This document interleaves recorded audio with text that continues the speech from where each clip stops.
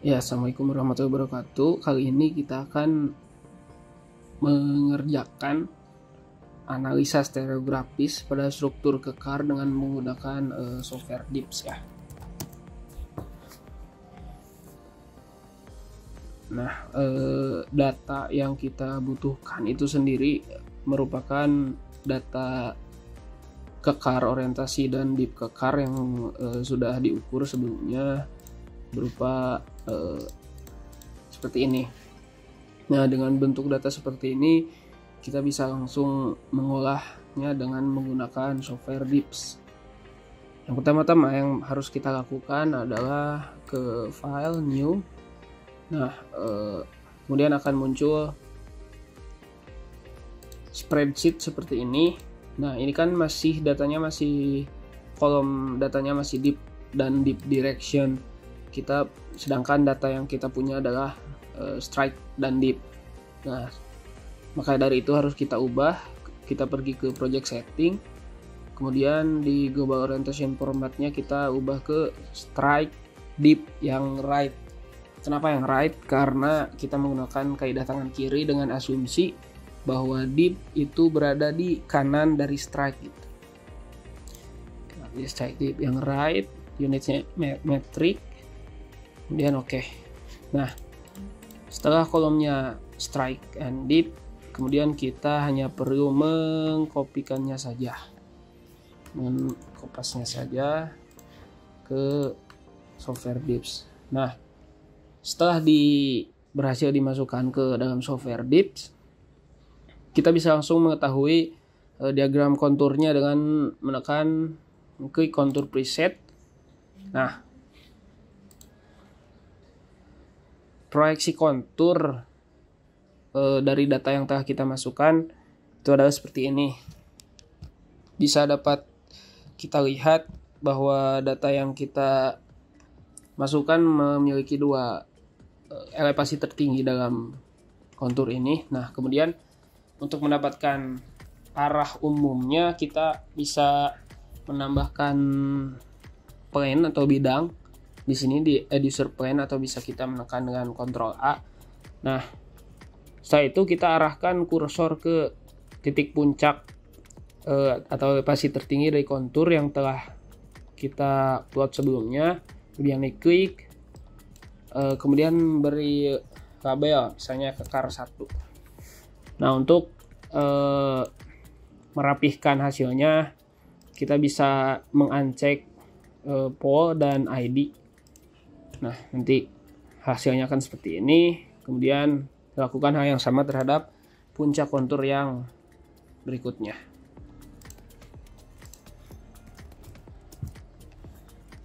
Nah, untuk membedakan warna agar kita tidak kebingungan, bisa lakukan di kolom color yang ini, bisa kita langsung ganti saja. Nah, jadi si bidangnya itu bakal berbeda gitu. Nah, apa yang bisa kita dapatkan dari data kedua bidang kekar yang telah kita plot ini? Yang pertama, kita bisa menentukan major prinsipalnya, yaitu sigma 1 sebagai gaya utama atau gaya terbesar, kemudian sigma 2 dan sigma 3 sebagai gaya terkecil ya, atau gaya minimum. Nah, yang paling sederhana yang bisa kita ketahui adalah sigma 2, yaitu sigma 2 berada di titik perpotongan antara bidang kekar 1 dan bidang kekar 2, yang mana bisa kita lihat ini ada di titik sini. Bisa kita tandai langsung dengan text tool ya. Sini misalnya T2, ketegasan 2. Nah, teks ini bisa kita edit pada kolom kiri bawah ada font. Kita bisa edit fontnya dan ukurannya. Nah, seperti ini. Kemudian sigma 1. Nah, untuk mengetahui sigma 1 ini kita membutuhkan bidang bantu atau yang biasa dikenal sebagai griddle plane. Nah, griddle plane ini sendiri memiliki deep atau griddle Nah, griddle point ini sendiri bisa didapatkan dengan menambahkan point atau bidang yang kemudian kita arahkan ke titik pertemuan antara bidang kekar 1 dan bidang kekar 2. Nah, bisa kita seperti biasa berikan label GP untuk griddle point ya. Nah, griddle point sini. Kemudian untuk membuktikan atau memvalidasi bahwa griddle point benar berada di sini, kita bisa menggunakan bantuan diagram stereografinya gitu. Dan bisa kita munculkan di view di StereoNet overlay. Kemudian gridnya kita munculkan. Oh ya, sebelumnya kita harus mengetahui kedudukan si titik ini terlebih dahulu. Nah, caranya kita klik kanan di strike right dip ini, klik kanan, klik kiri sampai ganti jadi train and plunge. Arahkan kursor kita ke sini, ke titik pertemuan bidang kekar 1 dan bidang kekar 2. Nah, kemudian di kanan bawah kita bisa membaca bahwa nilai train and plunge dari titik pertemuan dari kekar 1 dan kekar 2 adalah 92 dan 50. Nah, kemudian kita baru ke view, StereoNet, show grid, custom. Kita isikan nilai yang telah kita ketahui. Trennya 92, plunge-nya 50. Nah, kemudian si pusat StereoNet akan berada di titik pertemuan berikut yang tadi. Nah, untuk membuktikan si griddle point ini benar, si griddle point harus berada 90 derajat dari titik pertemuan bidang kekar 1 dan bidang kekar 2. Seperti yang telah kita ketahui dalam StereoNet, jarak satu lingkaran itu adalah 10 derajat. Kita hitung saja ya.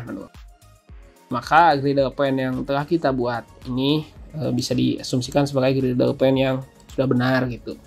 Untuk menghilangkannya bisa kita uncheck di sini. Nah, setelah mengetahui griddle point atau membuat griddle point atau bidang bantu, kemudian kita bisa mengetahui atau mengidentifikasi sigma 1 atau gaya utama.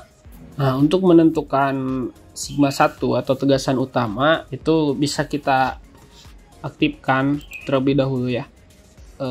Si StereoNet-nya, overlay-nya tinggal sini, tadi kan kita sudah tinggal kita centang lagi StereoNet overlay-nya. Kemudian nah, sigma 1 itu berada di tengah-tengah griddle point yang berada di antara bidang kekar 1 dan bidang kekar 2, atau biasa dikenal dengan pada sudut lancip antara pertemuan antara kekar 1 dan kekar 2, yang mana kita mendapatkan di area sini ya kira-kira. Nah, kemudian dari besaran bidang griddle point yang berada di dalam area ini, sigma 1 itu berada di tengah-tengah. Jadi bisa kita identifikasi saja si titik tengah dari griddle point bagian sini tuh berada di mana gitu.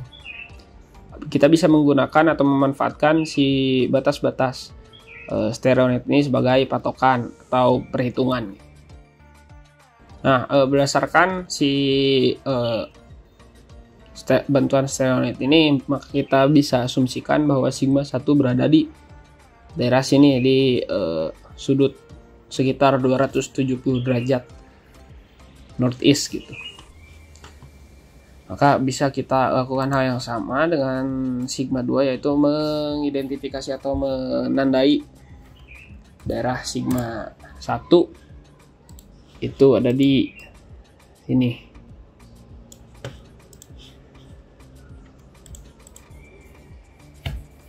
Nah, setelah itu untuk sigma 3 sendiri berada di 90 derajat dari sigma 1 ke arah yang memungkinkan. Nah, karena sigma 1 berada di tengah-tengah dari bidang stereografis, jadi si sigma 1-nya bisa kita langsung identifikasi berada di wilayah utara atau berada di wilayah selatan gitu.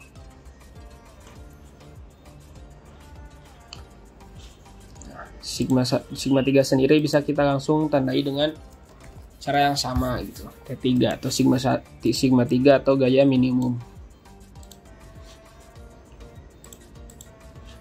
Nah, dengan ini si arah tegasannya atau major prinsipalnya sigma 1, sigma 2, sigma 3 telah kita dapatkan gitu. Nah, kemudian kita bisa memperoleh nilai plunge atau bidang gelincir dari titik pertemuan antara bidang kekar 2 dan bidang kekar 3. Nah, untuk mengetahui nilai plunge dari si analisa kekar kali ini, kita bisa mengetahuinya dengan pertama-tama kita set dulu si stereonet overlay-nya ke ekuatorial atau yang normal ya. Nah, kemudian kita bisa hilangkan dulu si kontur. Nah, plunge ini berada di pertemuan kekar 1 dan kekar 2. Nah, kemudian kita bisa draw line aja dari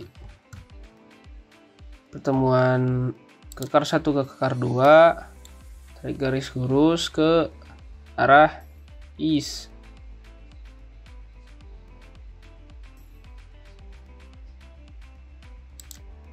Nah, itu adalah garis plunge. Nah, untuk nilainya bisa kita hitung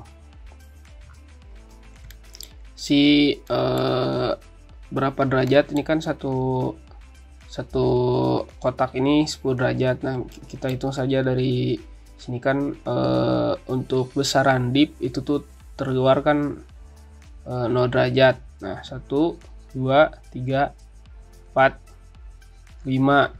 Jadi 50 mungkin ada di 51 derajat ya. Nah, jadi untuk mendapatkan nilai-nilai dari bidang-bidang yang telah kita upload, kita bisa pergi ke major plans. Nah, kemudian di sini bakal ada kekar 1 arah kemelusannya kemana, dan pastikan ininya straight right dip ya.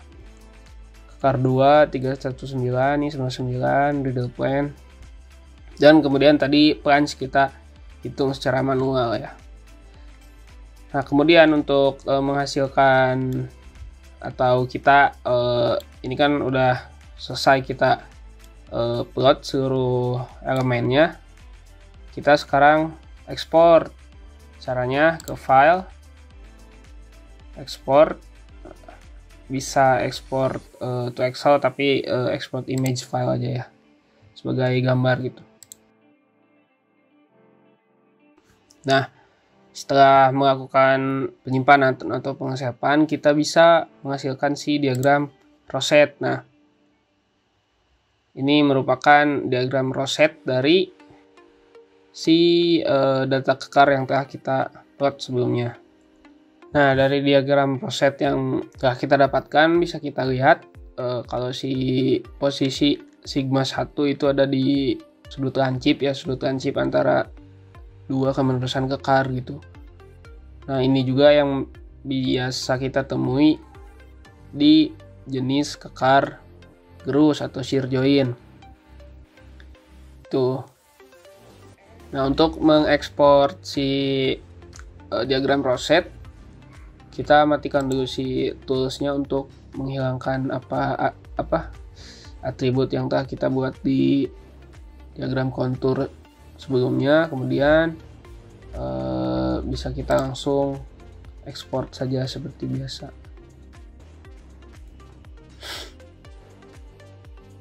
Nah, setelah itu analisa kekar dengan menggunakan dips telah selesai dilakukan. Apabila masih ada yang belum dimengerti atau ingin ditanyakan, silahkan hubungi asisten masing-masing. Terima kasih.